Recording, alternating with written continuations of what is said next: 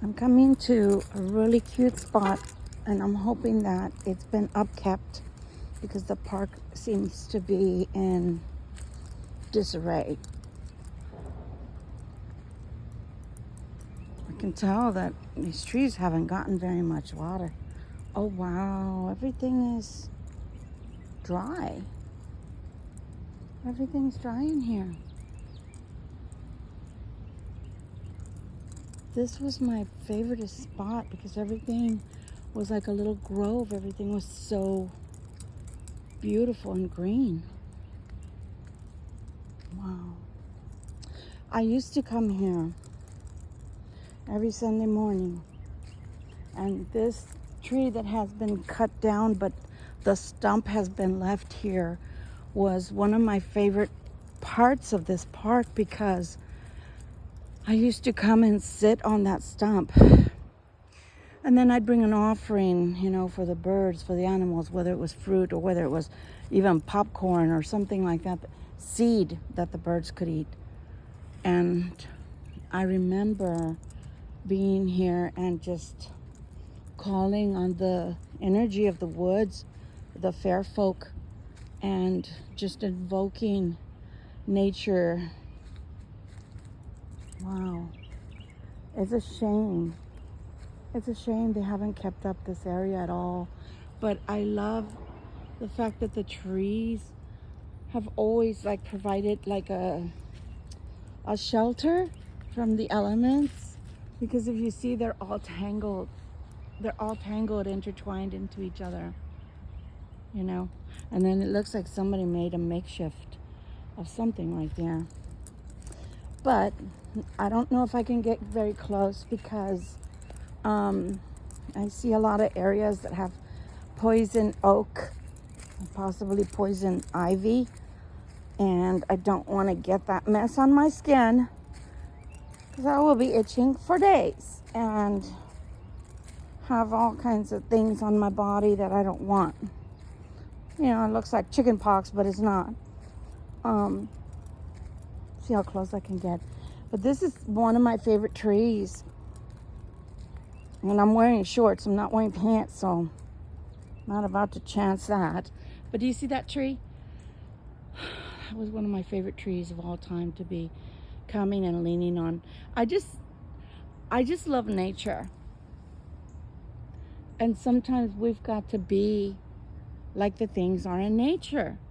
This tree twisted and turned because there's a tree here, there's a tree there, there's a tree there, and there's a tree here. So that tree twisted and turned to ensure that it could go towards the light. You see that? Can you see the little bit of sunshine on the middle of the screen? That's why, because it cannot grow without the light. Much like us. For me, the light is Christ, is source. And sometimes when we go a little bit too far from the light, there's no growth in our life. And that could even be, even if you're not a Christian, which I'm not pushing religion here. Even if you're not a Christian and you're of another persuasion, another religion, it can feel like when you're not balanced. You have to be able to remain balanced. And, the thing is that a lot of us don't realize that's a constant, right? It's a constant battle to ensure that we can remain balanced. Like I said in the other video, if you live in a concrete jungle, if you live in a city and there's little to no wooded areas, that's one thing I'm going to tell you right here, right now. Anywhere I could go in New Hampshire, it was wooded. So I always felt cleansed. The energy was so different. But if you live in a city, most of the time, even if they have city parks, like I said, you're going to see swings and swing sets and playgrounds for children. I'm not a child, so trails are important. Being able to get into nature.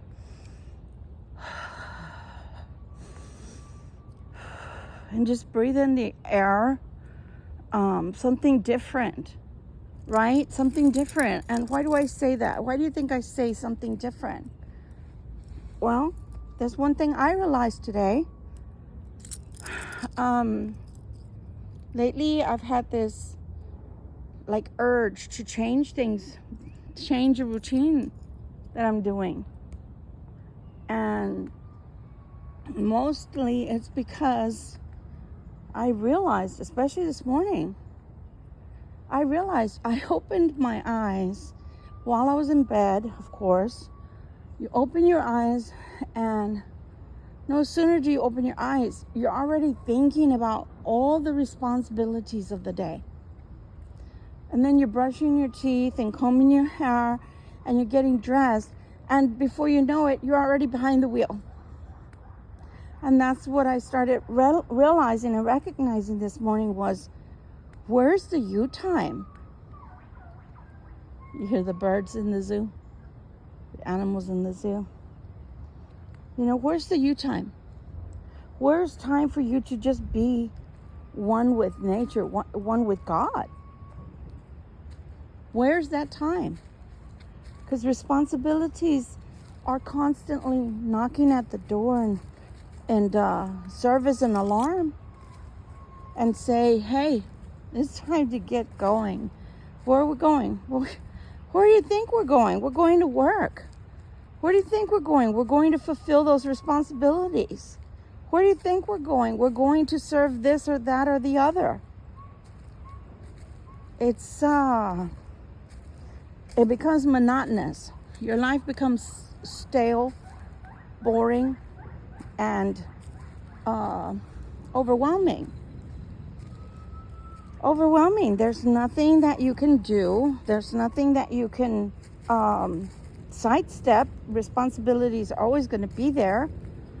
But do you have a way of perhaps reprioritizing so that you can carve out some time for yourself? Some people do it by getting up and exercising first. I used to, but I don't have any space in that little apartment. I used to get up first thing in the morning, make my coffee, sit with my coffee for about a good 20 minutes, and then start thinking about what I'm going to do. I would give my brain time to, power up like a computer. I would give my senses time to get accustomed to wakefulness again. And I would give my body the ability to stop the inertia and start feeling like it wanted to move. I'm a very strange individual that in the morning, I don't like to talk.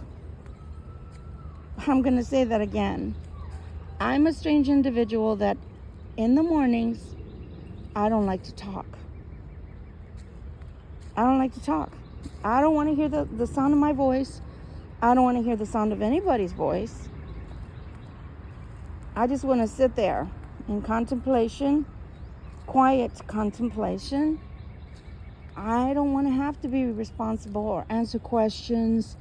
I don't want to have to open my mouth and give reasons or even think about the day.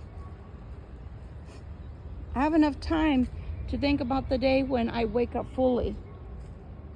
But if I don't have to wake up fully yet, I can enjoy my coffee. I can let my body reboot itself. And then I can be ready for the day. Because I already know what's coming. During the day, if you go to work or if you have a job at home that is remote, through your whole day, you're going to be tugged and pulled on. Did you do this? Did you do that? Were you able to handle this? Did you accomplish that? We have a deadline. Oh, how do you do this? Oh, will you help me with that? Isn't that the way it is? Can you get that? I'm going to delegate this responsibility to you. No, thank you. Oh, I can't say no, thank you. If you're a stay-at-home person or a stay-at-home mom, that's a job too. From the moment your children wake up, or you wake up so that you can start serving them. Yeah, I did say serving them. There's a mom. Oh, I remember those days. It's like, calm down. I'm right here. Calm down. Mom. You're a stay-at-home person and you do all the laundry, all the housekeeping. You do everything that has to be done with lists and priorities and making doctor's appointments. That's still a responsibility.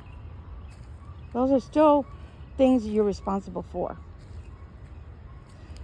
And as you grow up, and you grow older and start working for yourself, there's less and less alone time. There's less and less me time.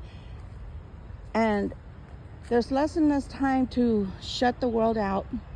So if nothing else, you can think, right? You can just think without hearing other people's voices. So now do you understand why? Why early in the mornings, I don't want to hear anybody's voice? Because it breaks the spell. It breaks the spell for me. And I suddenly have to be a grown-up. I suddenly have to take on responsibilities. I suddenly have to face the world. And I suddenly have to start my work brain. The train. They have a train that runs through the park that you can ride on. So, you know, some of us get up and we just want to start chitter-chattering. I think that's wonderful. Me, I don't like noise in the morning. I want quiet. I want to be alone with my thoughts. I want to enjoy my coffee. I don't want to have to be drinking it on my way to work. I don't want to possibly spill it on my nice blouse and then I get to the office and I don't have another blouse and I have coffee all over me and I drank it and it's going right through me. If I made the coffee, I took the trouble of making my coffee, then I want to enjoy my coffee. And then I get up and then I make myself breakfast. And then I take my shower. And then I put on my clothes and I'm ready for the world. What do you want from me? I'm ready. But you have to have some kind of routine. Either first thing in the morning, or if you're one of those people that first thing in the morning you do get up and you start doing your work, okay. Then in the evening, you're going to have to carve that time out for yourself. So that you can have your downtime, your decompressing time. Because if not, when the world starts pulling on you again, you're going to have a lot of pressure that you are dealing with. And sooner or later, you get burnout. So you do have to take care of yourself. You do have to take care of your mind. You do have to do for you. And as I told somebody once, and I don't mean it at all in a negative towards children or towards spouses or boyfriend and girlfriends that live together, but you have a right to be an individual, even if it's just for a little while. Even if you're a mother or father, even if you're a husband or a wife, you have a right, even if it's 30 minutes per the day, an hour, to be an individual. Because guess what? Before those people came into your life, you were an individual. So that means that you need to start taking care of yourself. Because if you're constantly giving to others, then you become empty. And you can tell me, well, Victoria, but they give to me too. I understand that. But this is for your centering. This is for you. This is for you to be able to feel good in your body, to feel sound in your mind, to be filled in your spirit. And if you're the type of person that you're okay with talking first thing in the morning, and you're okay with people wanting you to put out fires first thing in the morning, then that's okay. That's your routine. But where are your meditation practices? Are you a runner? Do you exercise? What do you do to make sure you're always on full?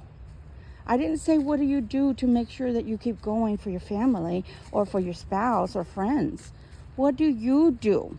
And if those people were not around, how do you fulfill yourself? How do you make sure you're full?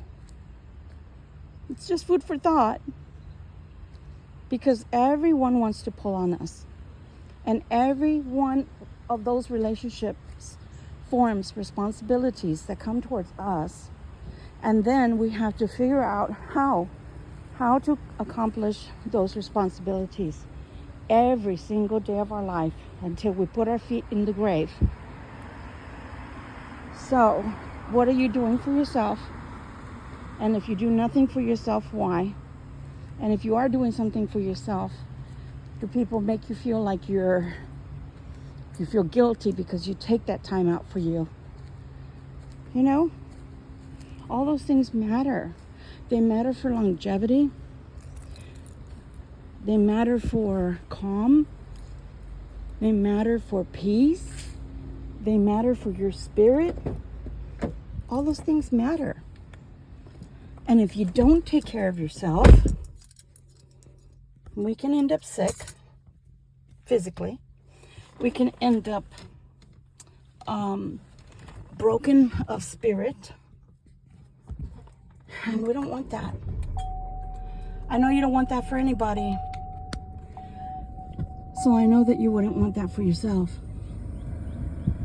That was a walk. And all I was doing was walking around, and I am soaked because it's so humid here and it's only 8:20 in the morning. But sometimes we need to get outside and walk amongst the woods, commune with nature, be one with God. Because, you know, I got a knock who's there type of situation about 3 days ago. And I said, but I'm here, God. I pray to you all day long while I'm in the car. I'm constantly in prayer. I'm in communion with you. He said, oh, no, you're not. I said, what did you mean by, oh, no, you're not? I am praying to you. Don't you hear me? He said, oh, no. I hear you. Oh, I hear you. But I want you, when you're not driving, when you're not talking to someone, when you're not off to deliver something, when you're not off to pick something up, when you're not listening to YouTube, when you're not talking to YouTube, I want you when you're doing absolutely nothing. And I said, how long? He said, I don't care if you give me a minute, 3 minutes, an hour, I don't care. I just want to be with you. Do you know that when I sat there with the Lord, He sat me down next to Him, and I don't know what kind of cloth or what He did, but He had a cloth in His hand, and all of a sudden He started cleaning me. And when He was cleaning me, He didn't clean me entirely, but He cleaned like 3/4 of me. And I was like, what is He doing? But then I stopped and I thought, well, He is my Father. He wants to clean me, let Him clean me. Do you know that I shone so brightly and beautiful like a brass that you've just cleansed, you know, with the little cloth and the brass cleaner? Oh, I shone so beautifully. And I think that's what I'm trying to say right now, is that God doesn't have a time, doesn't have an occasion to cleanse you, to purge you of the heaviness of life, the heaviness of your responsibilities, because you're always going like the Energizer Bunny, and you don't stop. You don't stop to smell the roses. You don't stop to see, look, a flock of birds flying. Yeah, the woods are not as kept as they normally are, but coming out here still gave me some kind of pleasure. And I got to just do something other than work. And that's that is the whole enchilada right there. That is exactly what He wanted me to do. He wanted me to stop long enough to enjoy what's outside and not necessarily just be working, working, working. Responsibility, responsibility, responsibility. So take your time, even if it's only 30 minutes a day, but make that you time. Whether it's morning, whether you do it at your lunchtime, whether you do it when the day is over for work, take time to just do you. I guarantee you, it'll make you feel good, it'll make you look good, and it'll make you spiritually feeling invigorated. I hope this helps someone. This is Victoria Violet here at Breckenridge Park in San Antonio, Texas. And until we meet again, my friends, my Soul Tribe family, bye.